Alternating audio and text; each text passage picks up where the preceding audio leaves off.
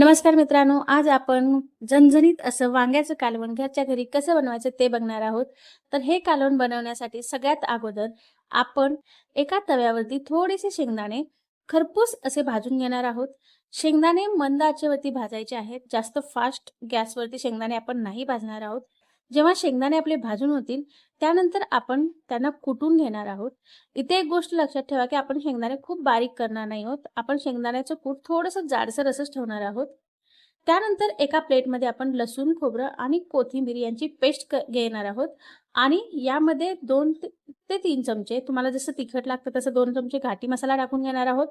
चवीनुसार मीठ आणि जे शेंगदाण्याचं कूट आपण केलं होतं ते शेंगदाण्याचं कूट टाकून हे मिश्रण व्यवस्थित मिक्स करून घेणार आहोत. त्यानंतर जी वांगी आपण स्वच्छ धुवून चिरून घेतली होती, त्या वांग्यामध्ये हे मिश्रण आपण टाकून घेणार आहोत. सर्व वांग्यामध्ये जेव्हा मिश्रण भरून होईल, त्यानंतर आपण याचं कालवण करायला घेणार आहोत.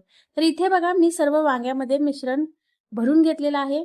त्यानंतर गॅसवरती आपण पॅन ठेवून त्यामध्ये 2 ते 3 चमचे तेल टाकून घेणार आहोत. इथे एक गोष्ट लक्षात घ्या, गॅस मंद आचेवरती किंवा मीडियम आचेवरती असावा, जास्त फास्ट नसावा. त्यानंतर जी वांगी आपण भरून घेतलेली आहेत, ती भरलेली वांगी आपल्याला तेलामध्ये टाकून घ्यायची आहेत आणि 2 ते 3 मिनिट झाल्यानंतर आपण याच्यामध्ये जो आपण मसाला करून घेतला होता, जो शिल्लक मसाला आहे, तो यामध्ये टाकून घेणार आहोत. तर इथे बघा मी वांगी चांगली फ्राय करून घेतलेली आहेत आणि त्यानंतर इथे माझ्याकडे जो शिल्लक मसाला होता, तो मी यामध्ये टाकून घेतलाय. हा मसालाही आपण 2 ते 3 मिनिटं भाजून घेणार आहोत. मंद आचेवरती आपण इथे भाजून घेतोय मसाला आणि हा मसाला भाजून झाल्यानंतर आपण यामध्ये थोडंसं पाणी टाकणार आहोत.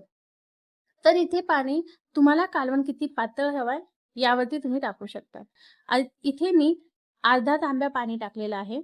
पाणी टाकून झाल्यानंतर आपण ह्या कालवणाला झाकून एक 10 ते 15 मिनिटं मंद आचेवरती व्यवस्थित शिजवून घेणार आहोत. इथे बघा आपलं कालवण खाण्यासाठी तयार आहे. ही रेसिपी